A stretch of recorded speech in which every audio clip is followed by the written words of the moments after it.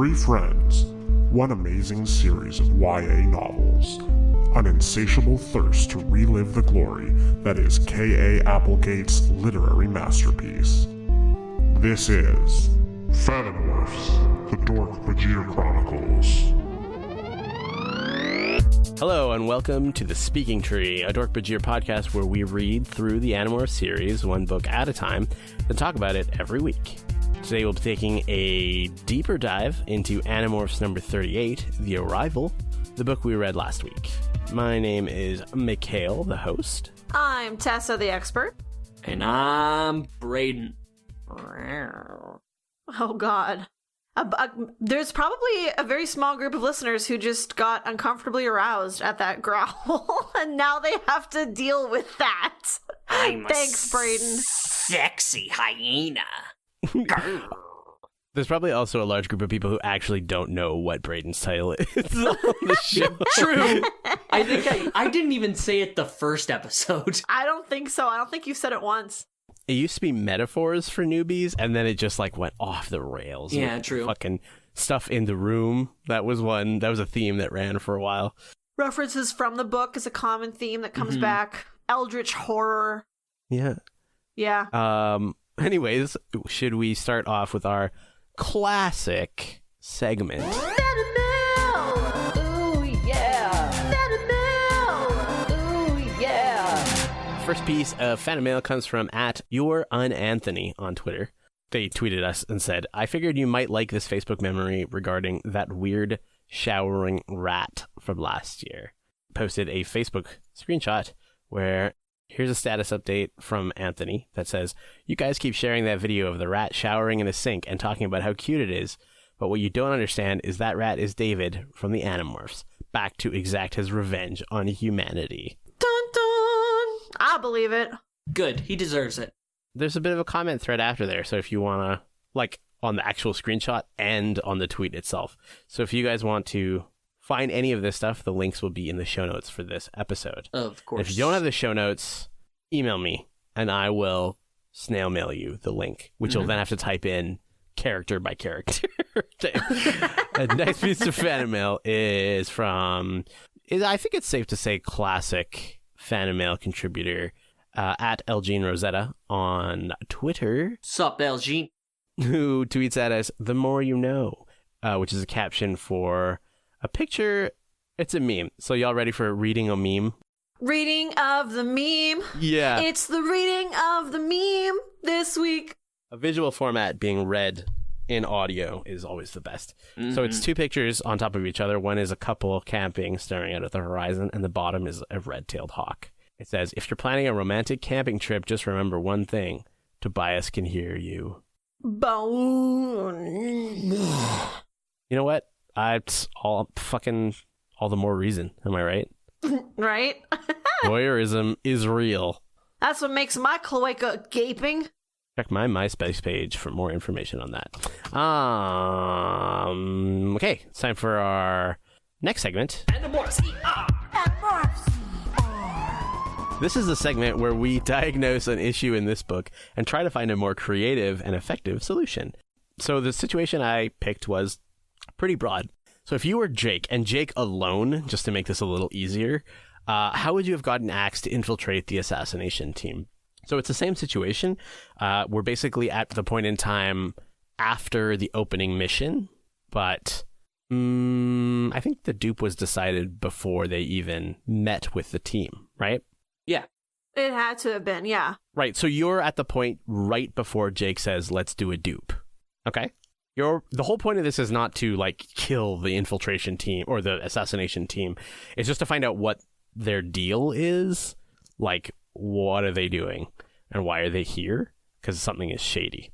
Or, well, I guess they didn't think something was shady yet, but they suspected, right? Okay, so I don't think they did it. I don't think this is the best way. The way that they do it in the book, I don't think is the best way. But I feel like Tessa disagrees with that. The way that they did it in the book was pretty good. I don't know if it was necessarily the best, but it was so super good, believable, and it worked out great, and nobody died. The bar is so low for good Animorphs plans, I will admit it, but this was a good one. Win to them. I don't really know how to get it better, and that's because my brain development kind of stopped when I was 12 years old and saving the Earth, so I'm like at the same level of these kids. So maybe the adults in the room have more creative ideas. But like, the only one I could think of is maybe just wait for Estrid to totally embarrass herself in human morph again, and then Axe swoops in and just like, let me teach you about human culture, and then bam, the Andalites trust him. It's bad. I do agree that it's clever the way that it was done, but the only reason it's clever is because of the way it was written. If you take away that, and if you're actually the person in the situation, it's not really that clever. It's just like, pretend to like them, right?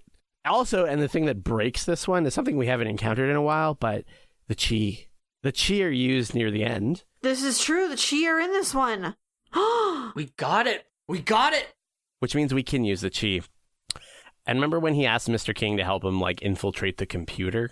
Yeah. Mm-hmm. Yeah, that could have happened at the beginning. Why did they have to wait for so fucking long before they could do that? Yeah, just, like, hack their cameras and, like, look at them and peep at them inside their ships as they're like, man, sure is cool that we're tricking these motherfuckers. Mind you, the thought speak probably makes that a lot harder to just spy on. Yeah. But, I mean, there's so many things you could do, even if the ship's not networked. I mean, it probably isn't, right? So you couldn't just hack into the network. But if they can hologram an entire, like, mountainside to look like a valley of Dork-Bajir, I feel like they could turn invisible and go into the Andalite ship, right? Definitely. No, for sure they can do that. But what they should have done is that was part of the plan. So Jake contacts Mr. King, which we know he can do pretty easily because they've done it before. And then during the confrontation when Axe is like fighting Estrid, which is all part of the plan, Mr. King, they're all there. Mr. King just walks onto the ship, fucking finds out everything, and comes back with the info. And because like the Andalites are not expecting it, because I mean, you'd think they would because they were there to save the Animorphs from the whole Mr. King ambush in the beginning. But then, like you said, Axe and Mr. King snuck aboard the ship to unlock all the documents. So they obviously don't have guards up for that. And also, like, if it's a morality play of like, oh, should we trust the Andalites? First of all, as soon as they say like, yeah, there's no more coming, fucking who cares, right? Like, why bother respecting these 4 people? It's not going to change anything. Also, it would actually make sense to do it then way more than it would later. Because for one, you don't need Axe, right? Because I'm assuming that Mr. King has the ability to thought speak to the computer. Or at least emulate thought speak, right? I don't think Mr. King would do thought speak, but he might just like open up his finger and stick it in. Can Chi thought speak? I don't think so. No, I'm pretty sure they cannot. But it's not thought speak, right? It's just like, it's almost like, you know how... Oh, syncing up with, you mean like, essentially like Wi-Fiing? Well, no, I'm thinking more like, you know how you have a keyboard on your computer. Did you also know that there's a virtual keyboard you can use? You don't actually need a keyboard. You can just use a mouse and the keyboard on screen. That's what I'm saying. It's some like simulacrum of the thing that's normally used to interact. Okay, yeah. I see what you mean. I mean, I feel like Mr. King could just stay invisible and then also open up his finger and poke the computer in the butt and get all of the information he needs that way. I do like that most of your information is based on Star Wars: A New Hope. Where that happens a bunch of times with R2-D2. It's the only other media that exists in my life. There's Animorphs, and there's Star Wars: A New Hope. Yeah, exactly. It's the only Star Wars movie. So, I mean, it sort of sucks because I think it kind of cuts this segment a little short. Don't worry, I'm realizing how easy it is to just solve this problem. Yeah. If you take it one step further, and like I had sort of had a sub-caveat or sub-goal, which was stop them from doing the thing they want to do, is there a better way to stop them? So let's say you found out day 1. As soon as you met them, you go back to the barn, Mr. King's like, here's the deal. How do you then stop them from... Like, do you still continue with the dupe and then wait for Axe to steal the virus? I mean, I feel like Mr. King could steal the virus. He might be able to get down there easier. Once he figures it out, take the virus off the ship and bring it back to the Animorphs and be like, yo, here's all the information I found out. Right, but we have rules in the speaking tree that says if you use the chi, you can only use them once. Which is dumb. But it's still using them once, but it's just for one really long thing. thing. Yeah, just don't stop talking while it's happening, and it'll count as one thing. Yeah. If you don't take a break while you're explaining everything that she do, it's still just one thing.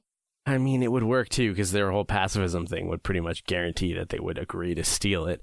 Mind you, I don't think it would be that hard to steal it. The better question is whether or not they can just like synthesize it again, right? Yeah, like could they just, what you have to do is kind of what happened here. You have to destroy the team completely, and the only thing left is the coward and the little girl. Oh my god, what if Mr. King, instead of infiltrating the ship, which Axe would do during the meeting, what if Mr. King puts a hologram up as Axe, goes to the meeting, follows through with the Estrid versus Axe fight, but of course obliterates Estrid? Well, the holograms aren't solid, are they? Yeah, they totally are. They established that super early, yeah. Okay, I guess fuck me. Which makes sense, right? Because then if you put clothes on and the hologram's not, right? Right. Well, I guess they just hologram the clothes. There was something about it, like, I know it's a force field as well as a hologram. It can, yeah, because for sure, because like they shake Eric's hand. Yeah, like, exactly. Like he has a force. Otherwise, one of his Yerk friends from the sharing who throws an arm over his shoulder would have found out. Right. So there's definitely a force field going on. I also feel like without the force field, when Eric gets hit by a bus in like book number 5, I'm pretty sure without a force field, his body would still be obliterated, right? Yeah. Or at least move. For sure. Yeah, because, yeah. I mean, it's book number 10 that he got hit by the bus. Did you say book 5? Because that's what I heard. Yeah. Sorry, yeah, I did say book 5. It is 10, you're right. How embarrassing. I'm shaking my fucking head. Sorry. They're both Marco books too, oh god. Yeah, so, okay, what if Mr. King obliterates Estrid and he's like, who's next? Okay, wait, I just realized they can't fight people. None of that would make any sense at all. I mean, Mr. Eric the Chi, sorry, Mr. King, definitely would not fight these Andalites. Which would be very complicated if he pretended to be Axe and Estrid was like, yo, let's tailblade flirt, because that he would be like, no. Because they're pacifists. Yeah. Does the relationship with Estrid ever give Axe some kind of advantage in his infiltration goal? Not really, right? I mean, she probably tells him some stuff she wouldn't otherwise. Pillow talk?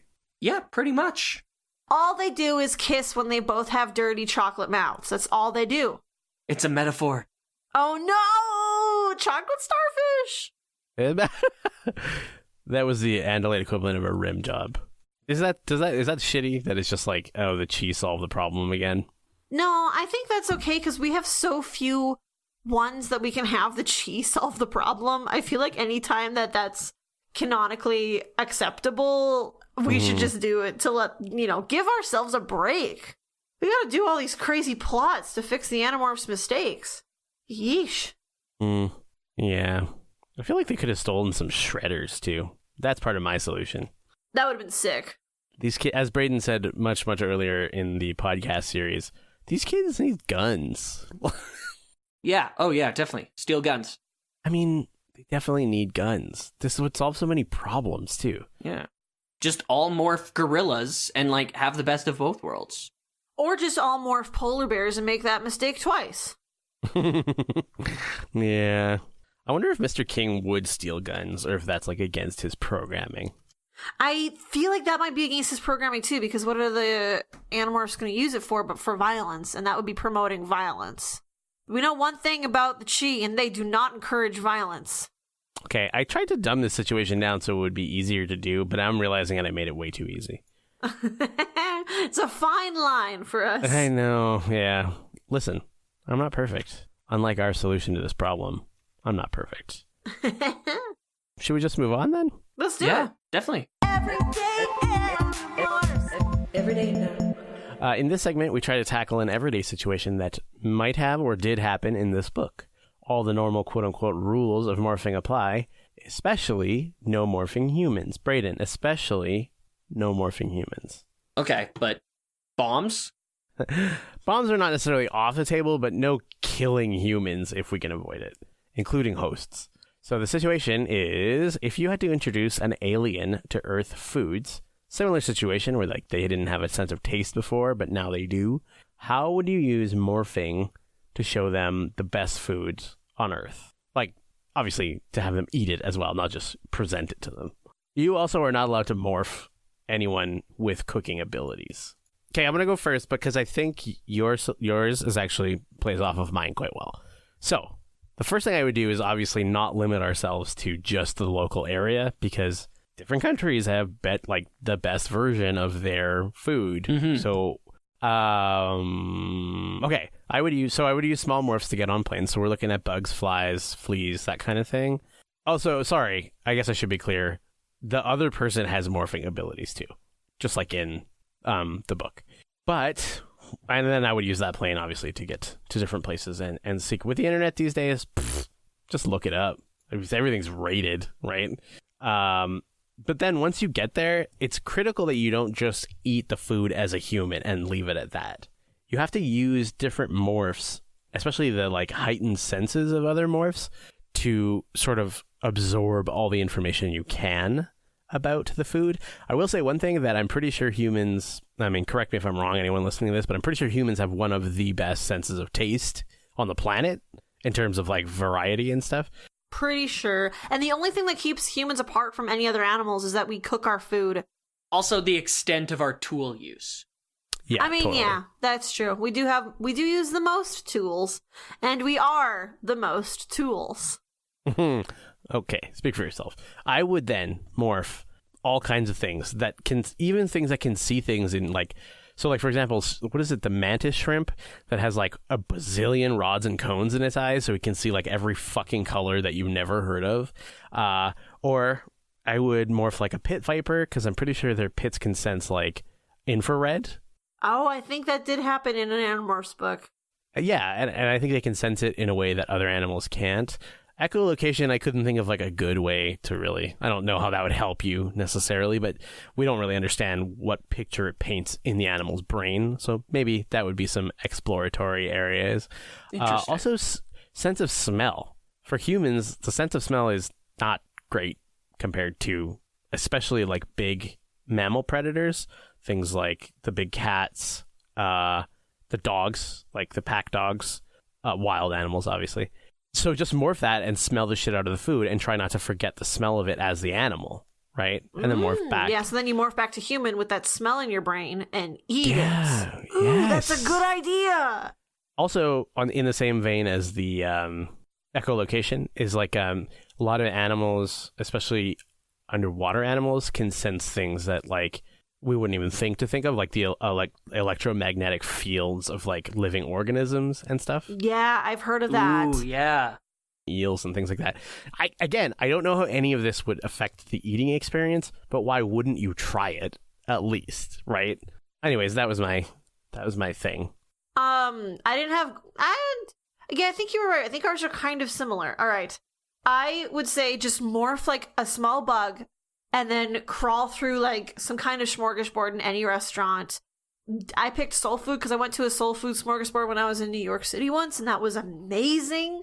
Yeah. But you get so many different kinds of food, and you can just crawl through it. Cockroaches have taste buds on their feet, I think. Mm-hmm. Or flies do. So you just literally just walk and taste everything, which would be interesting to get that taste sensation as a bug. It won't be quite the same as a human, but it'd be interesting. Also going to a festival and trying out deep fried Oreos. And then I had a little bit about alternatively both just be humans because the alien can morph a human, right? And then I'm wait, maybe Mikhail says that you can't because of the whole can't morph a human thing. So then just be raccoons at a festival in the summertime in some city and run around and sneak into all the different food trucks and garbage places and eat the food that way.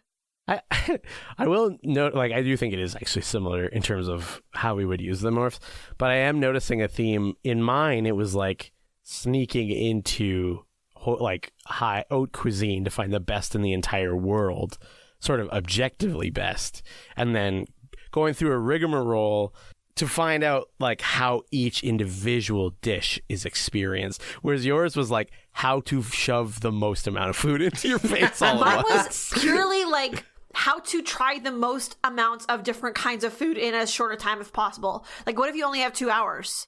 Taste of Redacted is the best place to go. That's where all the different food trucks are. Oh my god. Okay. Food truck festival is not a bad idea. I think going to a themed restaurant of any kind is a bad idea. Like just one single one and calling that the best in the world. Because all the, like, think about it, like soul food, if I'm not mistaken, it's not that everything tastes the same. It's that it's all based on the same like philosophy and availability of ingredients, right? So there is going to be some similarity. Something like some Chinese buffet that also has a bunch of weird Western food, and then there's a soft serve machine. That's the place to go. Those are usually the worst version. You can get bacon and fried pierogies and egg rolls. I've had some great steaks at places like that, actually. Gross. Weirdly no, good. You haven't. No, you haven't. There's no way. Brayden, what's your answer? Mine's pretty simple. You simply just like break into like some high quality place, somewhere sells, Wagyu, lobster, all that really good shit. Change into a spooky or like dangerous enough animal that you can kind of like freak everybody out, and then like literally freak them till they go outside, and then before animal control shows up, just like dress up as a busboy and start taking plates, and then if anybody says anything, you're like, well, there was a bear in here, we can't, this was near the bear, we can't serve this. And then just have your own like back alley, like Lady and the Tramp style food bonanza. I like the idea of you as a busboy just like waiting for waiters to put a meal down in front of somebody and being like, a yoink, health, safety. What? No. Well, I mean, that's how Axe was a waiter in book 35. So, like, it's canonically correct. I feel like Brayden's a lot more suave than Axe is, though. He's got at least 5% more suave. I am pretty suave. I mean, Axe was pretty suave in the last book. Talking to Estrid, talking about mashing mouths. Pretty suave. Pretty suave. Okay. I think we kind of nailed this one. I feel like we've thought about it maybe too much also. Because now I'm like starting to think what it would look like to see a hamburger through the eyes of a mantis shrimp. Look amazing. Okay, anyways. Shall we move on? My life. My morph. In this segment, we decide on what the best use of the main morph is in this book, and how we would use it in our own lives for purely personal reasons. This week, it is the Northern Harrier, which, by the way, we did do a Live for the Gardens on. So I'm expecting to hear some specific information. I have specific. Can I go first? Sure. Yes, Tessa in the back. Go for it with your hand Thank up. you. This is Tessa with from Bird Crime Times. So to start out, we've made all of the good fly away, sweet bird of prey jokes. Like, I don't think I can beat that dead horse right now, especially because I'm morphing a bird, not a horse. I would use my sick harrier skills to do barrel rolls all across the sky, because that's how I was going to call them male barrel rolls. How embarrassing. Because that's how male northern harriers seduce their lady friends. Is through barrel rolls. The female barrel rolls are actually, you pronounce it the same, but it's Barrelle. Barrel. That's a little French joke for you. If it's a bilingual joke. French speakers. Also, what if I just like stole a kid's kite, or like some weird dweeb's kite who got way too into kites and has a great big kite? I just stole it and then did actual windsurfing while I was in the wind. I was trying to think less like Tessa would, which is, typically I use the morphs for just doing good deeds, and I tried to think about like some self-serving crime, and that sounds pretty cool. Yeah, I like that you're like, I'm gonna not be a moral person is like, I'll steal kites. It's the most despicable thing you can do. What are you talking about? They're just, they're so entertaining. Why would you take that away from anyone? Right? Like, they're the best. And some of those kites get so expensive. Like, this dweebus I'm probably going to steal a kite from, he probably spent $30 on that kite. And I'm just going to take it from him. Oink. You've been Tessa'd. Okay. Classic prank. You have a card in one claw just to say, you've been Tessa'd. It flutters down. He catches it. The only remnant of his $30 kite. You've been tested. Also, like that you picked $30 because I feel like you think that's expensive for a kite when I feel like it's not at all expensive for a kite. I mean, they probably get close to the $80 range. It's a banana, Michael. What can it cost? $10? Okay, what I would do is, I don't know if you guys remember this, but Northern Harriers are like, they're the birds that don't fly high in the sky. They're the ones that fly insanely close to the ground. They're like helicopters, kind of.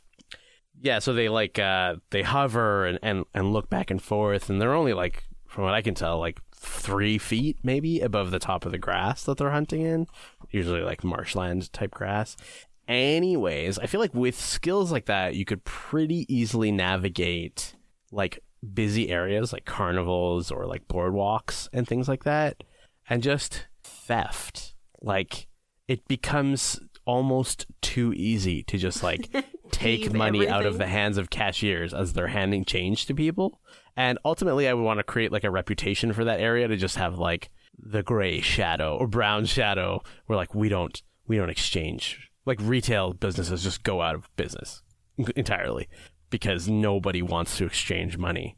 I've been stealing credit cards, and like anyone who does tap on their debit card, it's fucking mine. Oh no, I do tap on my debit card.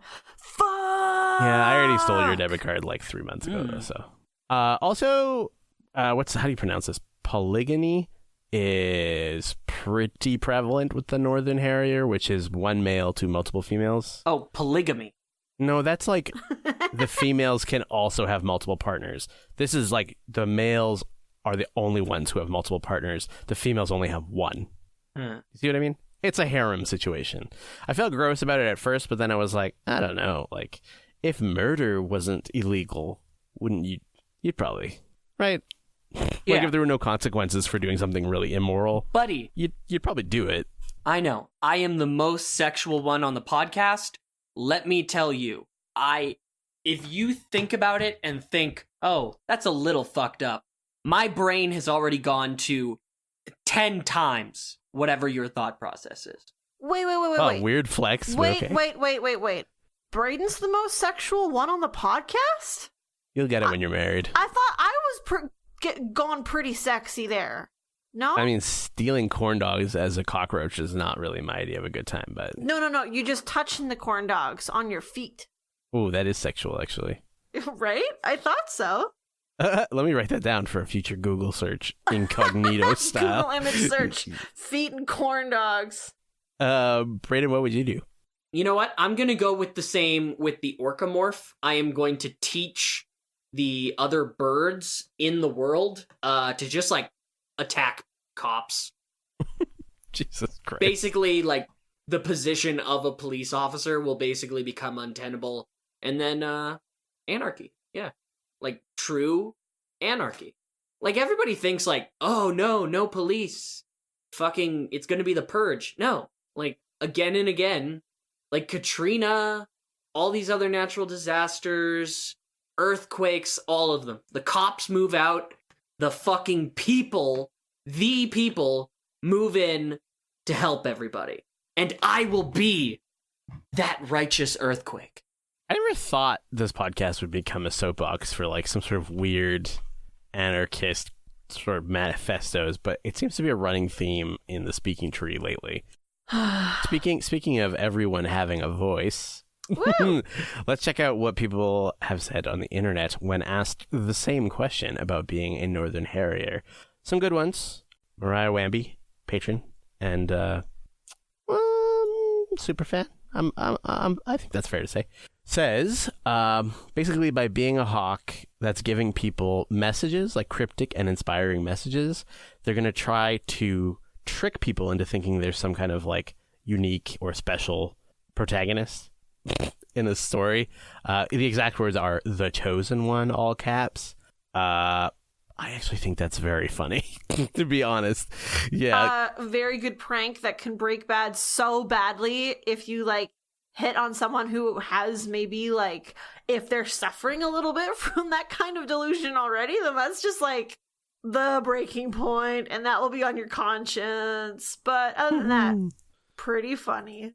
Richard says also, and this is sort of in my wheelhouse as well, perch on your neighbor's windowsill at night and then just wait until they're almost asleep and then just tap on the window over and over again. It says, repeat all night, repeat every night, he says.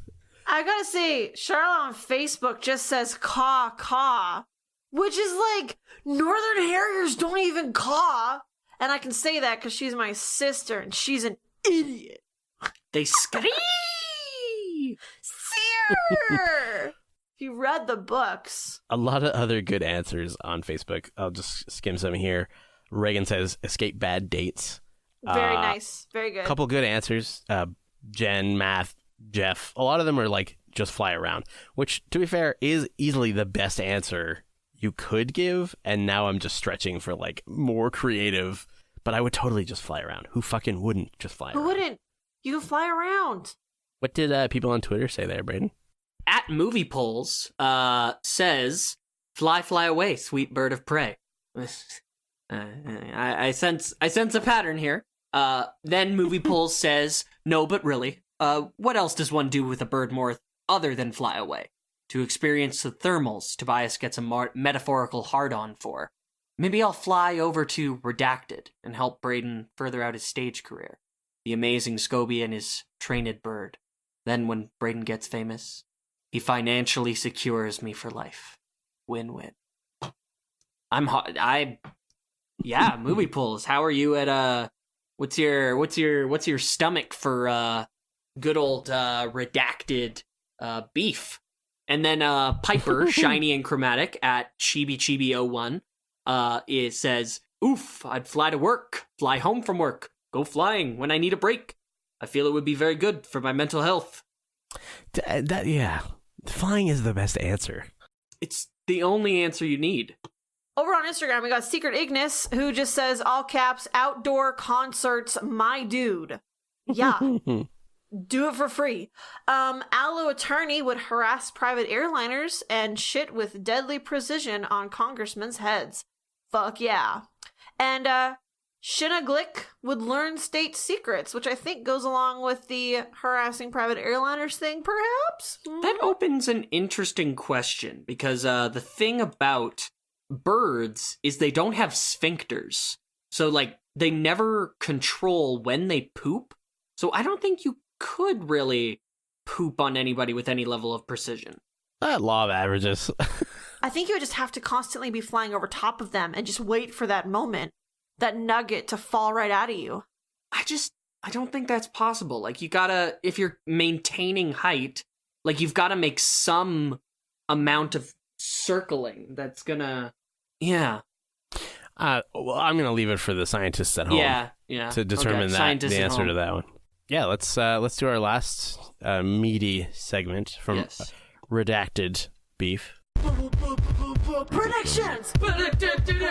Predictions! So next time we're going to be reading Animorphs number 39, The Hidden, which is the one where Cassie has a sassy ass pose. It's the sassiest. Morphs into what looks like a water buffalo, and That's action. The tagline is to morph or not to morph. That is the question. The pose she's doing looks like she's in the middle of leading a jazzercise class. Yeah. Like, and step back, and 2, and 3. Keep moving. We Keep got the sweating. joke when you said jazzercise, please. No, I think I still need to go. And 1, and 2. Cassie and maybe other Animorphs go undercover somewhere it is especially dangerous to morph, sharing base or event, possibly.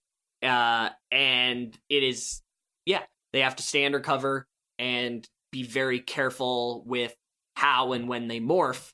And probably the Yeerk Resistance gets involved, because that seems like a thing that's going to be coming up in Cassie books now. Fair enough. I don't remember this one at all. My prediction is that they travel back to Shakespearean times and get him to the line in Hamlet to morph or not to I think morph. if that was it, you would remember. So I think you're kind of... Yeah. Nice. I mean, I probably would, yeah. To be honest, though, I don't remember a lot of the series up until the last couple books from this point on. So I'm flying blind for the most part. I will head it off the top and say that I like this one. I'm really excited. Oh, Brayden, surprise, surprise. Tessa likes a Cassie book. Well. I know, it's so to type. Tessa, where can you find more of our stuff? You can find more of our stuff on our podcast page at collectivelegacy.org or on Twitter, Tumblr, Instagram, or Facebook. Remember to subscribe on iTunes or wherever you get your podcasts, or else I'm gonna make you read all the Cassie books. Okay, that is torture. You can also show your support for our show by subscribing to our Patreon page, patreon.com/DORKBAJIR. We offer special bonuses for patrons, like access to our Discord server, Animorphs essays written by us, and, ask nice, and I might send you a cheeky nippy. We like to give a shout out to our patrons at the Dork-Bajir level or higher by giving them an Animorph style title, starting with... Big shout out to Zachary Vaudo, the 20 I stole from that guy on the boardwalk. Michael Armenta, this sphincter who can't close. Greg Della Posta, thinking about that thumb. Shanna, the meal I stared at for an hour as a mantis shrimp. Spencer, deep fried Oreos. Steam driven, actually steam driven. Anyanka, the chi that was the linchpin for every mission ever. Alamist, going back in time to see Hamlet, using Alamist powers. Mariah Wamby, going forward in time to see all the new Shakespeare plays. Nick, the Wagyu steak that I ate off of Braden's plate when he was at a fancy restaurant. Andrew Vila, morphing a dog so you can sniff a burger before you eat it. Martha Urquhart, thinking about that. Anne-Marie Ellis, the sassy jazzercise instructor. For the Fanimorphs, my name is Mikhail, the host. I'm Tessa, the expert. And I'm Brayden, and in case you missed it, I'm the newbie. Oh. And this has been Fanimorphs, the Dork-Bajir Chronicles. I heard someone talk about a pork chop being like the tenderloin of the pig, and I was near Jared when this happened. We were watching something together, and his reaction of outrage is one of the purest things I've ever heard. Because Jared takes his meat seriously. A pork chop is like a shoulder ham cut into steak, isn't it? Yeah. It's not tender enough for that. People have called me, in the past, have called me the tenderloin because of the shape of my tender loins. Because of your weird People have shape. called me the ribeye of this podcast. Because of your butthole?